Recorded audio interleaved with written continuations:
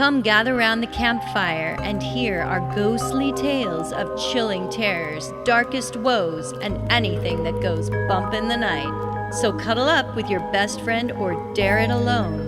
The darkness is closing in and spirits are calling your name. This is Fireside Phantoms.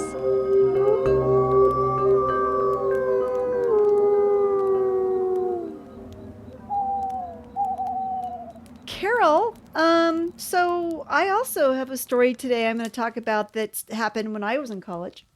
Whoa. So there you go. Of course, Once again, of course you are. two minds think alike. We are as one. So I was going to the University of Oregon. Go Ducks. Go in, Ducks! 1997. And during that time, X-Files was a huge show on TV. There was paranormal alien type stuff was really big in pop culture. So it was really interesting because one night I was at home and I was watching CNN, or it was on the TV. I don't know if I actually was watching it in those days because as a college student, I probably didn't care. But CNN was on. And I remember seeing a news story regarding an unidentified aircraft flying over the city of Phoenix, Arizona. And it got my attention because I never had heard before of a potential real alien story on the news where it could actually be real aliens. It was always something that was laughed off and nobody ever took it seriously. Yeah. So now here it is on CNN. I'm like, what is going on?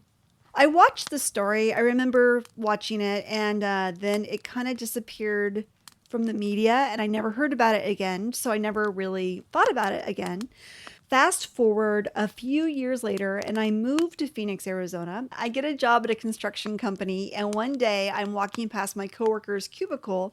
Okay, wait. I can't picture you working for a construction company. Well, it was in a big, tall building. It wasn't like on a construction site or anything. Oh, okay. You didn't have one of those hard helmets or No, anything? God, no. It was like a worldwide construction company, and they just happened to have some offices in Phoenix. Okay. So I worked at their offices. So no, it wasn't like I was on a site or anything like that. But I walked past my coworker's cube, and she's got this image hanging up in her cube of it looks like a computer-generated image. It's like a boomerang-shaped object floating in the sky with big round lights on its underside. Yep, that's a UFO. Yeah. Good, Carol. Thank you. Glad I could be helpful. Well, then why did I have to ask her, what the hell is that? Oh my God. Shit. Holly, you didn't know what it was? I was like, well, it's a weird thing to have hanging up in your cubicle. I'm like, what is that? And she's like, oh, Freak alert. Freak alert. exactly. Like, is that just like a weird boomerang? Like, what is the significance of this thing hanging up in your cube? And she goes, oh, well, that flew over my house a couple of years ago. And I remembered seeing the news story on CNN. And I'm like, I remember that being on the news. And she started telling me about it. And that incident has come to be known as the Phoenix Lights. Or Woo! some people call them the Arizona Lights because it actually did affect the entire state, not just Phoenix. Oh, wow. But Phoenix had the most views. And so it kind of goes with the Phoenix Lights, whatever. But anyway, that's what I'm doing tonight, the Phoenix Lights. I have always been fascinated with that incident. It I is- can't wait to hear. It's pretty cool. And there's I got the majority of my information for tonight from a documentary also on Amazon Prime called The Phoenix Lights Beyond Top Secret, Expanded and Updated. So it's a really good documentary. And it really, after watching that, you're like, okay, there's something. I mean, I've always kind of thought that there was, but there's really been no hard definitive proof. Kind of like Bigfoot. Really, just like Bigfoot. Like, you kind of have all this evidence, but yet you have nothing concrete. I feel like with these types of events, it's almost like you have to see it to believe it. Yes. It's like the 1967 Willow Creek Bigfoot footage. The Phoenix Lights is that for UFOs. In 1995, there was a woman named Dr. Lynn Kitai and her husband, and they witnessed 3 amber orbs in a triangular pattern floating off at a distance from their balcony. They lived on a hillside in Paradise Valley, which is a suburb of Phoenix. As they watched these oval orbs, they noticed that they seemed to be quite different from the other lights that lit the city of Phoenix. These lights did not glare. They were perfectly contained in their oval shape. The lights also made no sound. Dr. Kitai took photos, and as she did, one of the orbs dimmed and went out completely. Then on January 22nd, 1997, Dr. Kitai again sees 3 more amber orbs, this time in a straight line formation. These were very similar to the amber orbs she had seen back in 1995. Then the next night, the orbs were back, and this time they were hovering in front of South Mountain in Phoenix. So she grabs her video camera to film them, but her batteries die and she doesn't get any footage. So when she looks up again, the lights are gone. Later that night, when her husband gets home, she starts to explain to him what she had seen, and as she points out in the direction of South Mountain, she sees that the lights are back, but this time there are 6 more amber orbs in a straight line above the original 3 orbs she'd seen. She grabs her camera and starts to take photos. The next day, she calls the local newspaper, the Arizona Republic, to inquire as to what the lights might be. They don't know, so they direct her to the Luke Air Force Base, which is located on the west fringe of Phoenix. Luke Air Force Base had no answers for her, so they directed her to the Phoenix Sky Harbor Airport, as the airport is located in front of South Mountain where she saw the lights. So she called the airport, and she found out that the air traffic controllers also saw the lights. They said they saw the first 3 at 8 p.m. and the other 6 lights at 8:30 p.m. The air traffic controller she talked to said they could see them with their eyes, but they could not pick them up on their radar. He said that they saw the 6 lights moving together and that they disappeared behind the mountain. And so when she said, "What were they?" she said, there was a long pause. And then he said, "Beats me."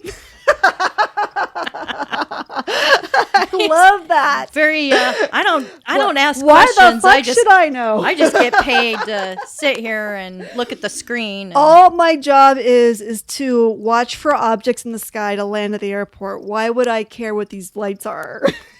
or was he told to not care? I don't know. In quotes. I don't know, but I think that's so funny. He's like, I don't know what they are. Okay, so that brings us to March 13th, 1997. This is the big sighting. A rather large, unidentified flying object, as well as several other smaller unidentified objects, flew over the city of Phoenix and the entire state of Arizona. The sighting started about 5:30 p.m. and lasted until 2 in the morning. The sightings Ooh, that's a long time. I didn't realize it lasted that long. Yeah, it freaked people out. The sightings went as far as Nevada and Mexico. And this was witnessed by everybody, not just Dr. Kitai this time. Everybody saw this. People were freaking out, calling the news stations, the radio stations, the newspapers, 911, Luke Air Force Base, the airport. My grandma. Your grandma, trying to find out what the hell was in the sky above Phoenix, Arizona. The witnesses said that the craft had about 5 large amber orbs floating within it, with 2 large amber orbs following behind. Sometimes people saw as many as 9 lights. The lights were attached to a V-shaped craft that moved very slowly and made no sound. It is believed that the craft was flying under the usual aircraft height for the area, which meant it was flying below 3,000 feet, just over the rooftops of the houses of Phoenix. One witness said it was so low to the ground, she thought she could reach up and touch it. One of the pilots that witnessed the craft was trying to determine if it was a plane, but realized if it was a plane, it was simply moving too slow to stay in the air. Therefore, it couldn't be a plane.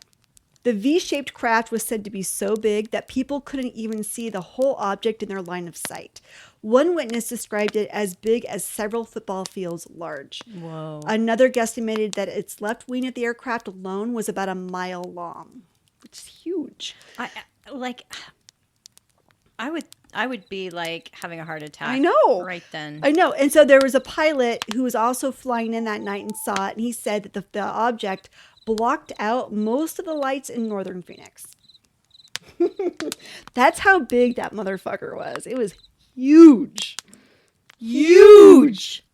The witnesses described the lights as similar to canned lights that you would find in a ceiling. They had no glare to them, which is exactly what Dr. Kitai described the light she saw in 1995. The lights were described as perfect, made of light, with light swimming around inside of the light in a perfect orb shape. Many witnesses believed that the lights themselves are alive and full of intelligence. They were not spotlights, they were just glowing orbs that would go out and come back on occasionally. So Expand on why they thought these were intelligent lights. I think it was just opinion. I think people were in such awe of what they were seeing that they didn't feel threatened. Most of the people that were interviewed said they did not feel threatened, but just in awe. And I Right. guess maybe that's why. They said they'd never seen lights like it before. So I think that's part of it too. I'm not sure. The sighting also happened when the Hale-Bopp comet was supposed to be visible to people in the night sky. So there were already a lot of people looking up at the sky. So they say at least 10,000 people witnessed the event. Maybe this was the spaceship that the Heaven's Gate cult was trying to get to that was following in the tails of a comet. When you Google Heaven's Gate, it says they ceased operations March 26, 1997. When were the Phoenix Lights? Yeah, March What? 13th, 1997. Oh my God, dude. you guys, we broke the case. Wow. When was the suicide? Was it March 26th? I'm assuming so, just based on that. That's so weird. Let's see. I've got chills right now. That's so weird. So it was between March 22nd and March 26th. But still, I bet Yeah. you that's the spaceship they were looking for. And So they were there bummed was- that it didn't arrive.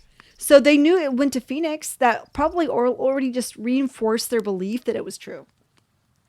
I bet you money that's why they Yeah. did it. And I wouldn't be surprised. They thought that it would then come Yeah. over to California Yeah. after visiting. They believed that Arizona. that spaceship was their ticket out of here, and they're like, all we have to do is commit suicide, and we're gonna make it. You might have to do a second, like a kind of a Heaven's Gate follow-up. Maybe I will do a That'd be Heaven's fun. I think Gate. so. It's very creepy. It is that creepy. footage of them all dead in their bunk beds. Yes. Oh my god. Yes. That was awful. We should just do one on cults in general. Okay, so 911 operators got hundreds of calls from all over. They didn't really know what to do because they had never had to deal with alien or spaceship calls before. They just told people that they had the police helicopters up and they were checking it out. Weather balloons, people, weather balloons. Just chill out. Apparently, Luke Air Force Base did send up a couple of planes to check it out. They indicated that the craft was not on their radar, but they were able to capture images of it. When they returned to the base, one of the pilots had to be helped out of his plane because he was so freaked out by what he had seen. Lord, and can we interview him? I wish. I'm obviously they're not going to tell us who that is, but yeah. Here's a fun side story that I Okay. don't think you guys probably know, and I didn't know until I started researching this. But another person who saw the lights was actor Kurt Russell. I love Kurt Russell. Everybody loves Kurt Russell. Kurt Russell apparently has his pilot's license, and he was flying his stepson, Oliver Hudson, into Phoenix so Oliver could visit his girlfriend at the time. As they approached the airport, Oliver said, "What are those lights?" Kurt didn't know, so he called it into the airport, and they told him they did not have the lights on their radar, and he was cleared to land. So he went ahead and landed, and he dropped off Oliver, and then he went back to LA. He had no idea that there was even an event until years later when he noticed that Goldie Hawn, his girlfriend / common law wife, Yay, Goldie. Goldie, Love her. was watching a movie on UFOs, and it mentioned the Phoenix Lights. His memory was triggered, and he went back and he checked his logbook and verified that he was in Phoenix on that night and that those were the lights he saw. Spooky. Isn't that cool? So yeah, Kurt Russell, we all trust him. So he believed what he saw was he a bunch of wouldn't- crap. He wouldn't make up shit. No, of course not. Goldie would, but I don't think Russell would. Goldie would. Yeah, we can't trust her as far as we can throw her. People were not, like I said earlier, people were not scared of the lights. They were amazed. They knew what they saw was not normal. Of the thousands of people that called 911 or newspapers or their government council people, they all reported seeing the exact same thing. Everyone agreed that these were the 5 main things that they saw. It was a giant V-shaped object. It had 5 to 9 glowing amber orb lights. It moved very slowly. It was very low to the ground, and it made no sound. It was like a stealth fighter. Yes, that's kind of Only how slow. I imagine it. But you know, like those stealth bombers, and they look like the bat plane, Wings? Batman Yeah. plane, but without, like, it's more like a boomerang. It's not filled in the middle. That's how I picture this object. And there's video footage of it. I'm sure you guys have seen the video footage, but it's dark and it's hard to tell because it's far away. But yeah, just like a boomerang, a giant boomerang with a bunch of lights. What I find interesting about this is that eyewitness testimony usually deviates from person to person. It's why they can't always just rely solely on eyewitness testimony to convict people in court, because people will interpret what they see differently. Right. But of all of these accounts, everyone agrees on those 5 basic things. I think that goes to show you people were paying very close attention to it, and that they were totally in awe of what they were seeing. Well, and they were taking pictures. Taking they pictures and video. have Yes, proof. Yes. So after the incident, a woman named Frances Barwood, was a Phoenix City Councilwoman. She stepped up and she tried to get answers for the people of Arizona to explain this event. When she brought it up at her council meeting, no one took her seriously. And in fact, she was talked to about it later and told to just drop it. She then wrote a letter to Senator John McCain. He wrote a letter to the National Archives, who did nothing but just file her letter away. Then Arizona State Governor Fife Symington, who was the governor at the time, held a news conference in which he made fun of the sighting and even dressed up one of his staff as an alien. I remember that. Yeah. And people were pissed because they were like, don't make fun of or light of this. Right. Something weird happened that night. Yeah, Fife. Yeah, Fife. What the Old fuck? jerk. What the fuck, Fife? But he does come back later in the story, so he's not completely ridiculous. Okay. The Air Force tried to say it was flares, but everyone who saw it said there's no way that was flares. Even witnesses who were prior military personnel who had experience launching those flares said, yeah, that was not flares. So from the Wikipedia entry on the Phoenix Lights, Governor Fife himself said later, I'm a pilot and I know just about every machine that flies. The spaceship was bigger than anything that I've ever seen. It remains a great mystery. It was enormous and inexplicable. Who knows where it came from? A lot of people saw it. It was dramatic. And it couldn't have been flares because it was too symmetrical. It had a geometric outline, a constant shape. As a pilot and a former Air Force officer, I can definitively say that this craft did not resemble any man-made object I've ever seen. And it was certainly not high-altitude flares because flares do not fly in formation. Wow, that's pretty amazing he came out on record to He say did. all that. I think he maybe came out later after he was done being governor, but that's what he said. So even though he made fun of it in the news, probably trying to calm everybody down, he did came out later and said, yeah, I don't know. And he also said he asked Luke Air Force Base, the National Guard, and the Department of Public Safety for an answer. And no one knew what was going on and were equally as puzzled by the events. He also said that he contacted other parts of the military and asked what the lights were, and their response was no comment, even after he told them he was the governor of Arizona. You know, it'd be really cool. Like if I was, head of another country, like a really small unknown country, I would just say, "Oh yeah, that's my aircraft. Sorry, Yeah. We were just doing a we flyby. own that. We were just own doing a that. fly- We're sorry. We won't do that again." Well, that's probably what the people at the Maryland National Guard said or thought, because they did say that they were dropping flares at the Barry Goldwater Range, which is next to the Estrella Mountains, where the craft seemed to head. However, there was major pushback on this theory for a number of reasons. One is that flares get dropped at the Barry Goldwater Range all the time, and Phoenix residents were used to seeing them. And had this just been flares, it would not have prompted thousands of people to call in and report what they were seeing. Also, the craft was said to be spotted originally in Paulden, Arizona, which is in northern Arizona, and headed down through Phoenix all the way south to Tucson. Flares are not known to travel hundreds of miles. They typically just fall straight down. So there you go. So nobody's buying that. Nobody's buying that. There is a theory that the Estrella Mountains that are located southwest of Phoenix, right next to the Barry Goldwater Range, are said to have a portal in which these crafts may travel through. A portal. The Native Americans have talked about this for years, and in fact, the word Estrella means stars, and it was named this because the UFOs have been seen in this area for centuries. Sedona, Arizona, which is roughly 100 miles north of Phoenix, is also said to have one of these portals. The craft was first seen in Paulden, Arizona, which is about 70 miles directly west of Sedona. So I believe the craft could have possibly come from the vortex that runs through Sedona, traveled west to Paulden, and then south to Phoenix. So here's another fun fact. 7 years earlier, the exact same thing happened in Belgium. In November of 1989, a large triangular craft with glowing lights on the underside was seen at a low altitude moving slowly through the sky.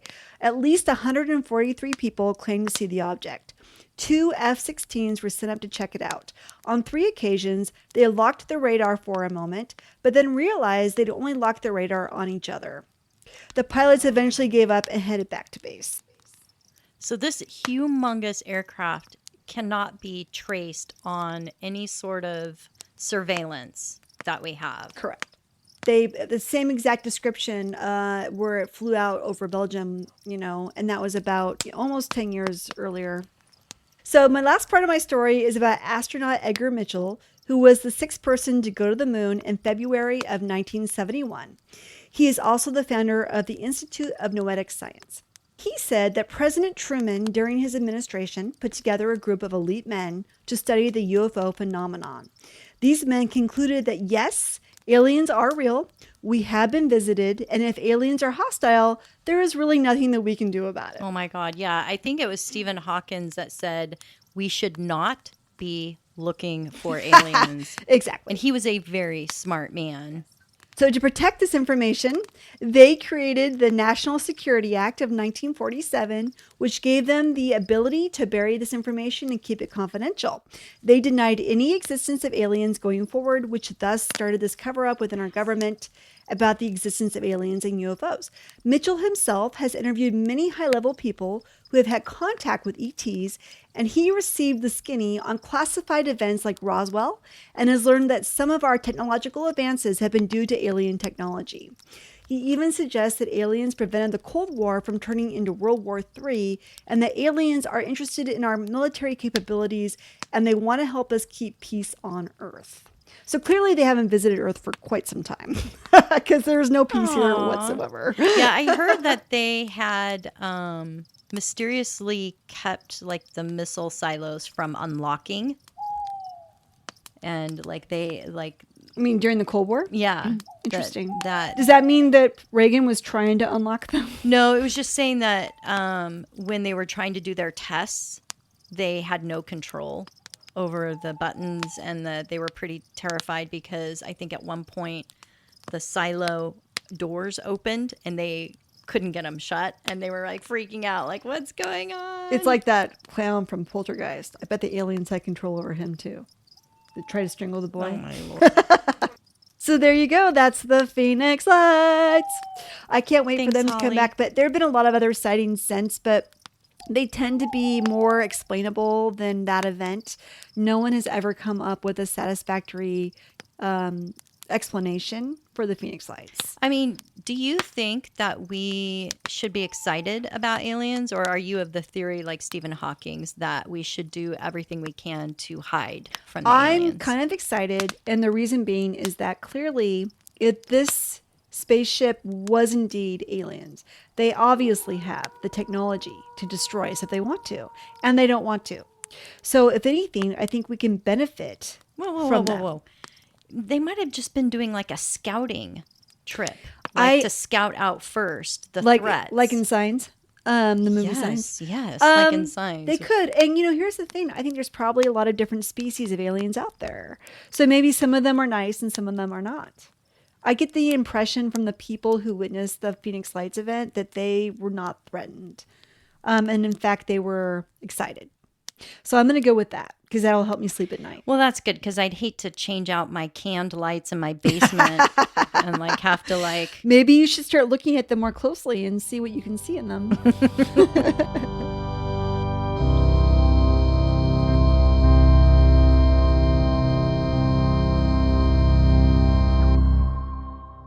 Oh my God. We cracked it. We totally you could have cracked cracked the case. You should just send it immediately to Unsolved Mysteries. You're right. Do you guys remember when that happened? SNL did a skit about them, and it showed them they made it to the spacecraft and they're all partying. No. It was so No. funny. As they approached the airport, Can you say that again? We bumped the mics. Somebody was bumping the mics. bumping and grinding on the mics. So if you could just do the first part where you said it, and then the rest of the conversation, I think is fine. Have It you was thought really about good. being a linguistics instructor? Or teaching English to English people. So the last part of my story is about astronaut Edgar Mitchell, who was the 6th person to go to the moon on astronaut fuck. Last paragraph. Yeah. Last paragraph, Well, okay? Yeah. Okay. To protect this information, excuse me.